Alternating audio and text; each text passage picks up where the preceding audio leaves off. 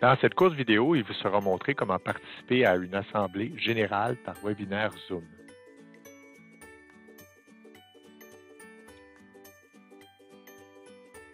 Les prérequis pour participer à l'assemblée générale via le webinaire sont d'avoir une connexion Internet rapide et stable, un ordinateur, une tablette ou un téléphone, un haut-parleur et un micro-casque si vous désirez vous exprimer par la voix.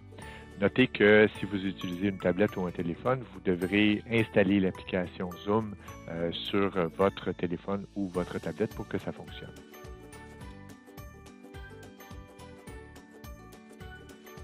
Tous les parents vont recevoir un courriel d'invitation à l'inscription pour l'Assemblée générale. Vous pouvez noter la date et l'heure de l'Assemblée générale de votre école et vous devez absolument cliquer sur le lien qui est présent dans le courriel de manière à vous inscrire au webinaire pour pouvoir participer à la soirée de l'Assemblée.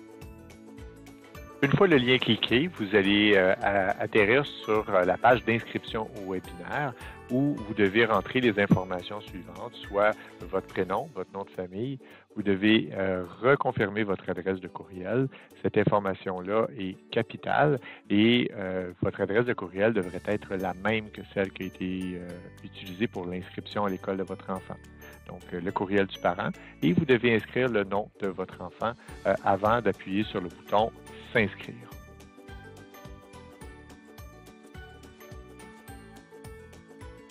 Le courriel reçu va ressembler à celui qui est à l'écran. Vous allez retrouver évidemment les informations de l'Assemblée générale et vous allez retrouver le lien qui est unique en passant, vous ne pouvez pas transférer ce courriel-là à quiconque, il vous appartient seulement à vous. Et vous avez le code secret pour accéder à la réunion. Alors, le soir de la réunion, un peu avant, vous cliquez sur « Participer » et techniquement, Zoom va se télécharger si ce n'est pas déjà fait et vous n'aurez qu'à lancer Zoom de manière à pouvoir accéder à la rencontre. Vous n'avez qu'à rentrer, assurer que votre nom est bien écrit et vous entrez le code secret tel qu'il apparaît dans votre courriel de confirmation d'inscription et vous appuyez sur « Rejoindre la réunion ».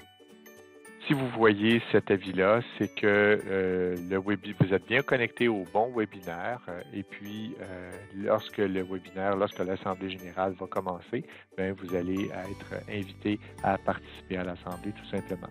Vous pouvez profiter de ce temps-là pour tester les haut-parleurs, de vous assurer que vous allez bien entendre les gens qui vont s'exprimer pendant l'Assemblée.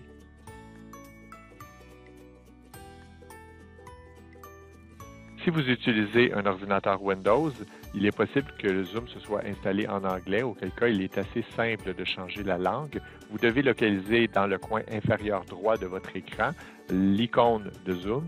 Vous cliquez droit avec le bouton de droite de votre souris sur cette icône-là et vous allez sélectionner Switch Languages. Par la suite, vous choisissez Français. Le logiciel Zoom va redémarrer et puis vous allez être prête à rejoindre votre réunion.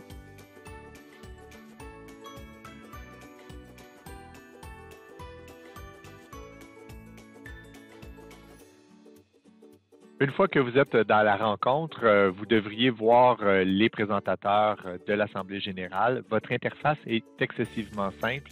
Si vous bougez votre souris dans la partie inférieure de votre écran, vous devriez voir Chat qui va faire apparaître la fenêtre de chat qui est située juste à droite ici. C'est à cet endroit-là que vous pouvez poser des questions par écrit. Il vous est aussi possible de lever la main, évidemment, lorsque c'est demandé en assemblée. Lever la main va donner un indice aux animateurs comme de quoi vous désirez vous exprimer. À ce moment-là, ça va être possible pour eux de vous donner la parole. S'ils vous donnent la parole, bien, vous allez voir un avis à l'écran tel qu'affiché présentement, indiquant l'animateur voudrait que vous rétablissiez le son de votre micro. Alors, si vous êtes activé, à ce moment-là, vous allez être en mesure de parler. Si vous localisez en bas à gauche de votre écran, vous devriez voir un icône de micro qui est juste ici et vous pouvez redésactiver vous-même le micro. Il est possible que l'animateur ou les animateurs vous retirent le droit d'utiliser votre micro par la suite, dépendant du volume de l'assemblée et puis de la quantité de gens qui veulent s'exprimer.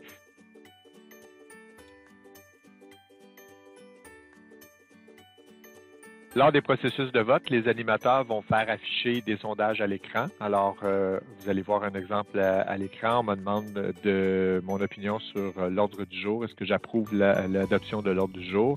Si je dis oui, sachez que les données sont comptabilisées, visibles par les animateurs. Par contre, cette information-là reste anonyme à leurs yeux, donc on ne sait pas que j'ai voté oui en soi. Lorsque je fais soumettre, à ce moment-là, l'animateur est capable de colliger les informations et est en mesure, si nécessaire, de transmettre l'information à l'Assemblée.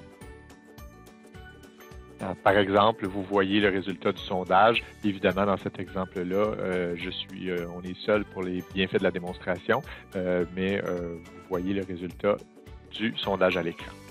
C'est comme ça qu'on va procéder pour l'ensemble des votes de la soirée.